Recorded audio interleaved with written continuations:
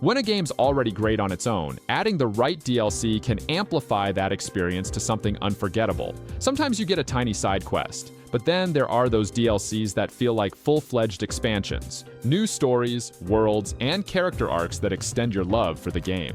I've compiled some of the best DLCs out there so you can get even more out of these incredible games and maybe try them out for yourself. Without further ado, let's get into it.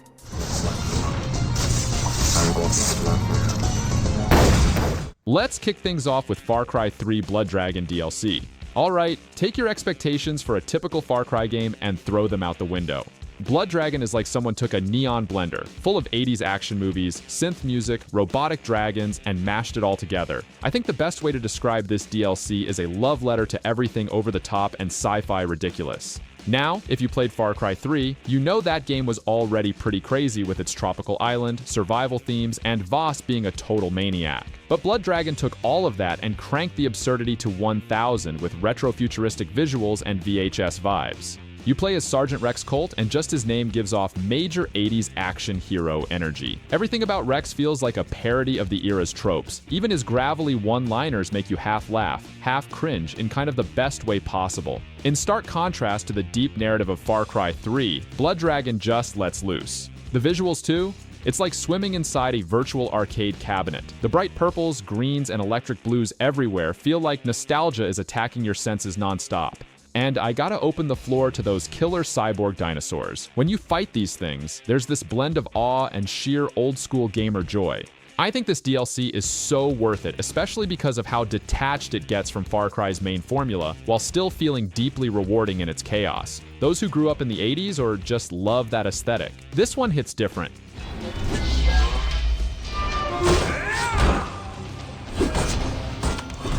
Coming up next are the two DLCs of Assassin's Creed Origins, The Curse of the Pharaohs and The Hidden Ones. Now, talk about giving us bang for our buck.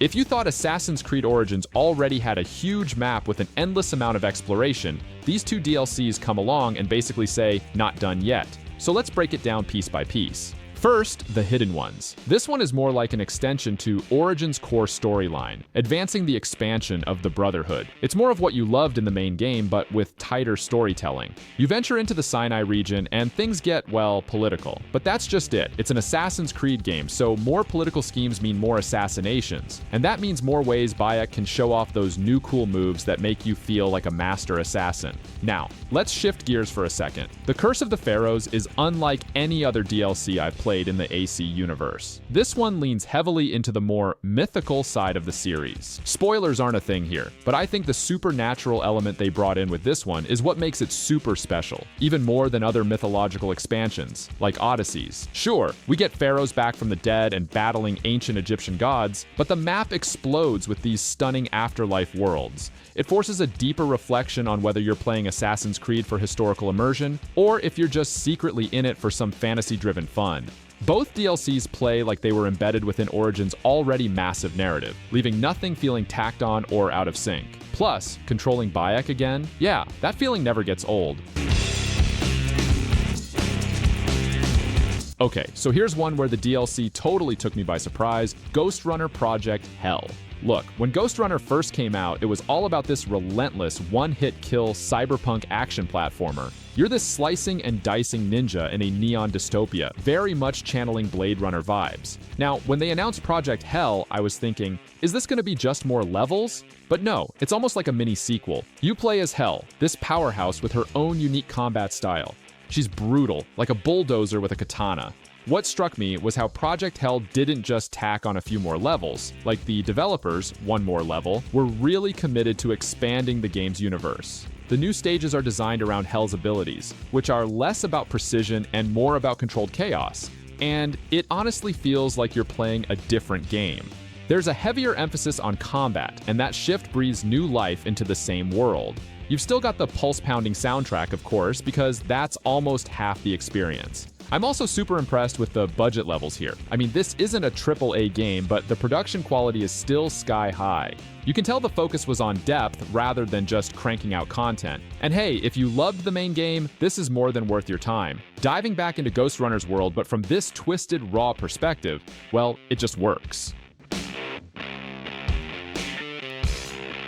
Let's talk about Mass Effect 3 Citadel. We all know how divisive the original ending was, right? Lots of heat. Then came Citadel.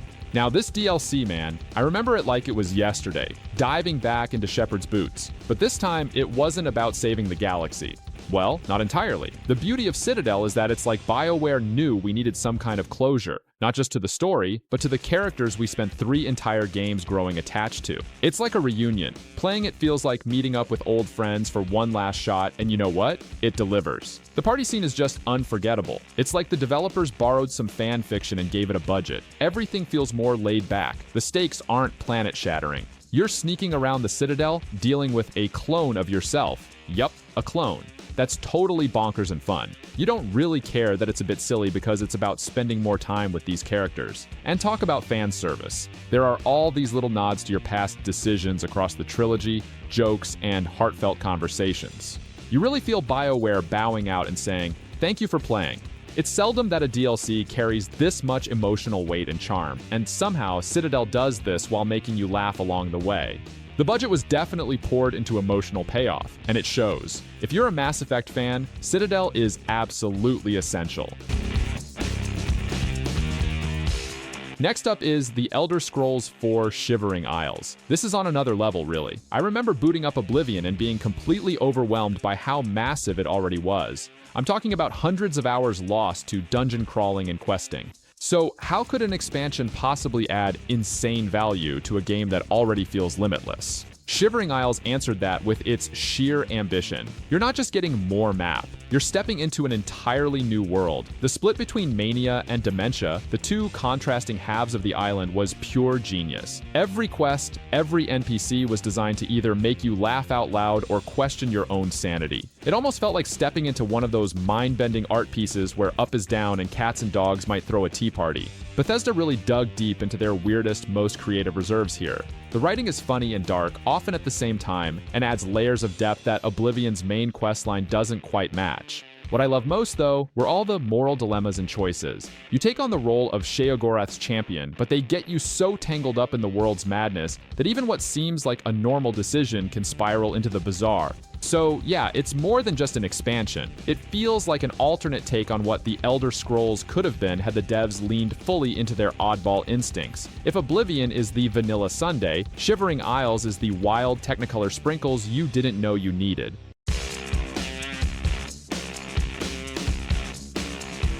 There's just something special about the Frozen Wilds expansion for Horizon Zero Dawn. So Horizon Zero Dawn already blew me away with its post-apocalyptic world filled with robotic dinosaurs and all that good stuff, right? But when they dropped the Frozen Wilds, well, it wasn't just more of the same scenery with some added missions. Guerrilla Games went all in on this one. You head north into the Cut, this icy, unforgiving territory where everything just feels colder, harsher, more intimidating. The design here isn't just a winter wonderland. It genuinely makes you feel like each step through the snow is a battle for survival. What impressed me was how they didn't treat this DLC as just an afterthought. They brought in new tribes, expanded the lore, and unleashed some of the most menacing machines in the game. I'm talking about the Fire Claws, those hulking beasts that resemble bears but could roast you alive in a second. Conquering one made you feel like you just climbed a mountain. Guerrilla really outdid themselves in terms of storytelling too. There's this whole new narrative surrounding the mysterious demon and the adventures of the Banuk tribe. It's heavy on character, which I appreciated. It's not just more quests, but really an effort to immerse you deeper into the world. Honestly, this expansion feels almost indispensable if you're an Aloy fan. It stands on its own and adds layers, making Horizon Zero Dawn's world feel more alive and expansive.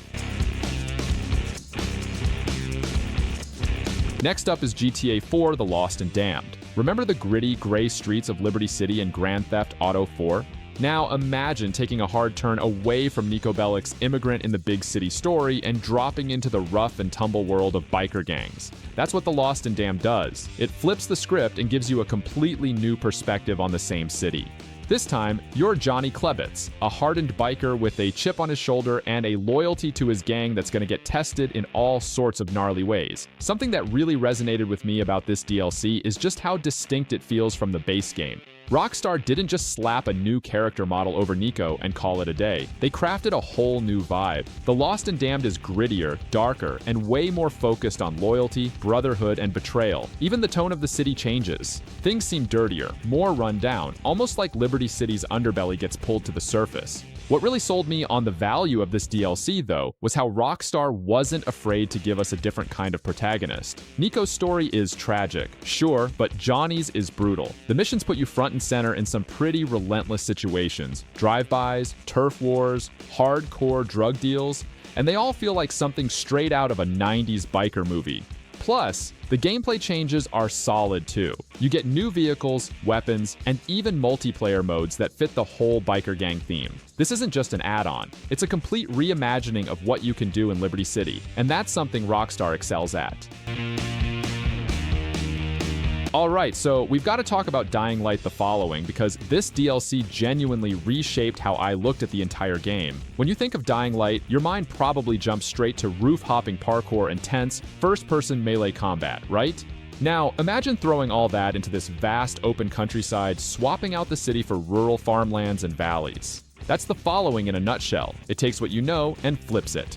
What immediately sets the following apart is the addition of the buggy. Seriously, this thing is a game changer. Not only do you get to cruise around this expansive new map, but you can also customize the ride with upgrades, weapons, and even paint jobs. It's like Mad Max meets Zombie Apocalypse, giving you a whole different experience from the tight urban landscapes of Heron. Driving through fields while smashing through hordes of infected, it never gets old. The narrative also takes a darker turn. You're introduced to a strange cult claiming immunity to the virus, and that mystery alone pushes you to explore deeper. The story's got these moments where you really feel like you're in over your head. It's layered, eerie, and keeps you engaged, balancing new characters with the familiar, while adding moral choices that actually affect how your story ends. What makes the following stand out, though, is how seamlessly it integrates with the base game while offering something completely fresh. Techland didn't just give us more of the same, they expanded the universe, giving us a chunk of content that feels rich, terrifying, and yes, insanely fun. Okay, so Red Dead Redemption Undead Nightmare.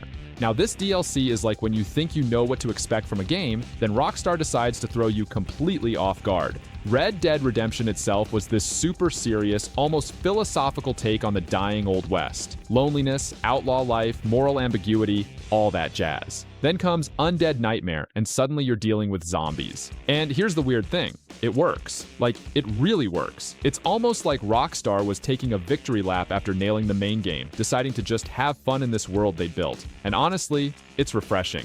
We go from John Marston trying to redeem his soul to him hunting down the undead and tracking down mythical creatures. That shift in tone, it's wild, but it doesn't feel out of place. Somehow, the Old West setting marries perfectly with horror elements, kind of like how peanut butter and chocolate shouldn't work together, but they do.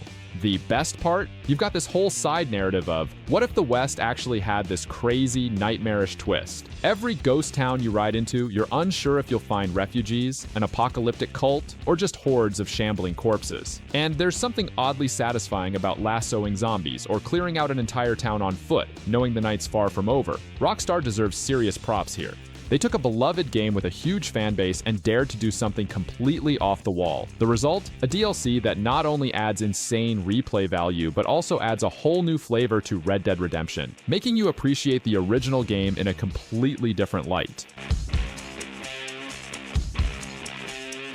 Next up is Bloodborne: The Old Hunters. Now, if you've played Bloodborne, you probably know that this game's already dripping with lore, atmosphere, and dread, but the Old Hunters DLC is just another level entirely.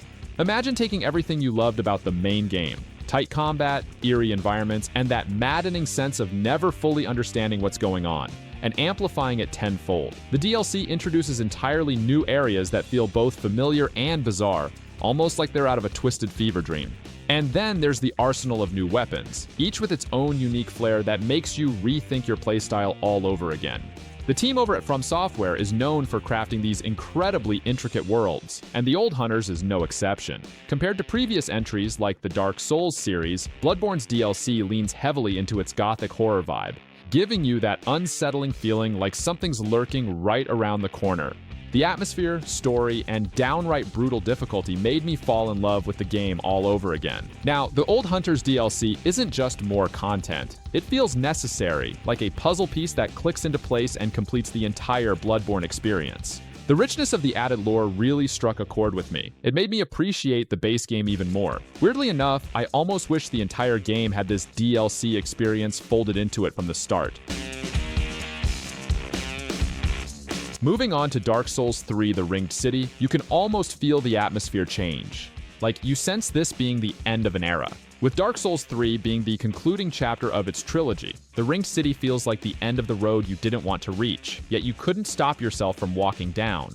You've got to hand it to From Software. Each area is drenched in finality. Everything feels lost, decaying, a world collapsing on itself. What always sticks with me is the way they tie in the lore. You'd think after 3 games, all the souls rescued and bosses beaten, you've seen it all. Then, you're suddenly fighting Slave Knight Gale, and it's wild how he embodies the entire journey struggles. This battle is as much physical as it is poetic. A desperate struggle where you feel every ounce of your struggle and Gale's madness in every swing.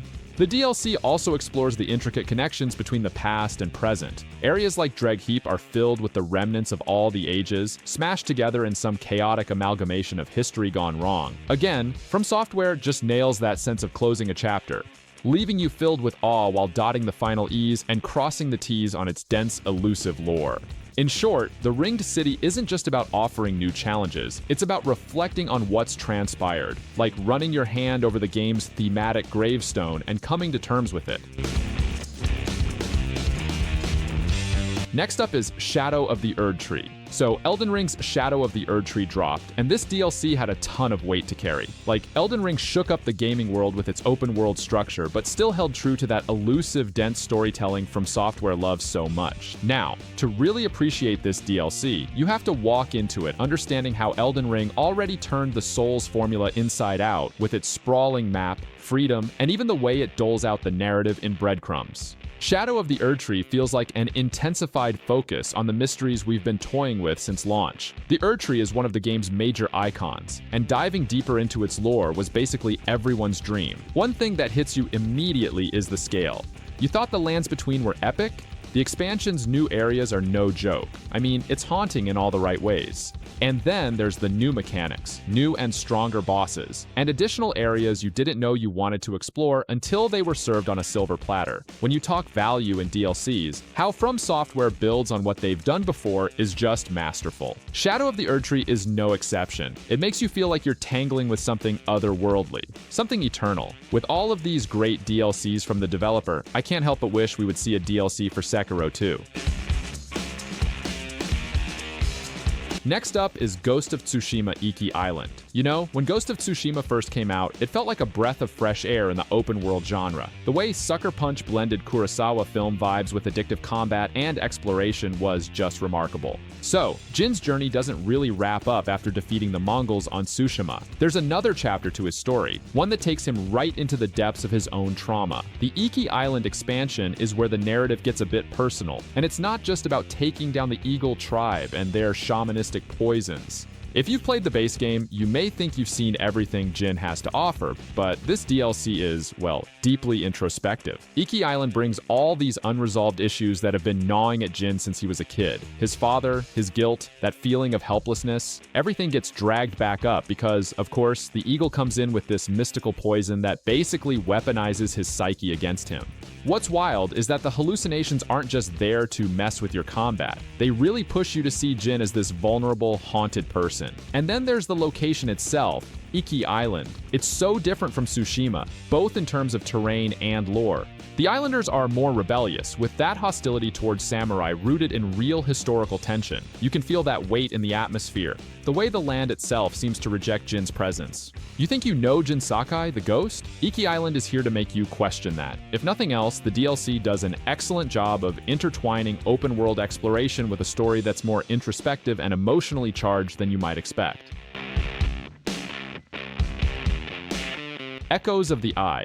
Yeah, it's the kind of DLC that reshapes how you think about the original game. Outer Wilds was already a sucker punch of a narrative with all its existential dread wrapped in a space exploration puzzle. Hard to top that, right? Yet, Echoes of the Eye dives back in like it has unfinished business with eerie precision. Imagine you know this solar system inside and out, every planet, every secret. Then, bam, there's a whole hidden section you missed because your ancient space probe somehow overlooked it. That's what this DLC does. It doesn't tell you up front. You stumble upon this hidden area like an unintended secret, and suddenly, a whole new layer unfolds before you, one drenched in darkness and cryptic storytelling. What really sticks with me, though, is how disconnected and yet integral this new area feels to everything else. The Stranger, a massive derelict space station floating under the shadow of the sun, doesn't seem to belong. It's eerie, like you've stepped into something far older and more mysterious than even the ancient Nomai. You spend the game trying to make sense of fragmented timelines, but this new place throws you off balance. You've got that signature eyes everywhere aesthetic, which feels a bit like someone's always watching. And they might be. The lore deepens here, making you question not just your place in this system, but what lies beyond the boundaries of what we're meant to know. It's unsettling how it does this, making you feel like maybe you weren't supposed to find this at all. So, let's talk about Prey and this little gem called Mooncrash. You know how some DLCs feel like just a small extension or something thrown in to keep players busy? Not Mooncrash. This thing feels like a whole new game packed into a DLC. When Arcane Studios first released Prey in 2017, it already had this complex, deeply immersive world where you could lose yourself for hours. No surprise there, coming from the guys who made Dishonored. But with Mooncrash, Arcane took that immersive simulation to a whole different plane.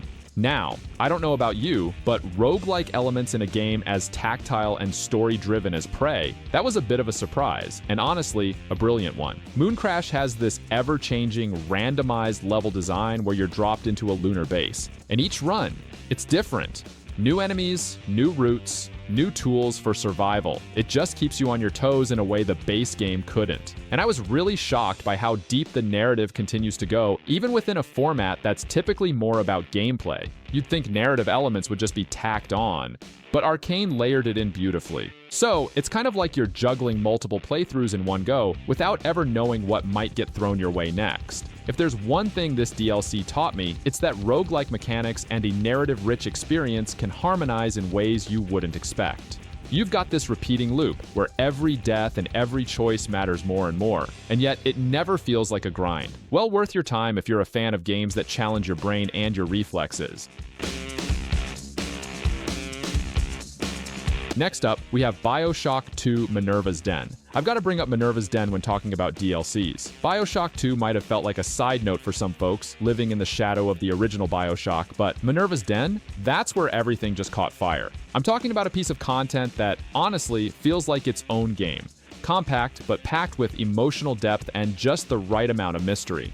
In many ways, Minerva's Den feels more like a spiritual successor to the original BioShock than the main game itself.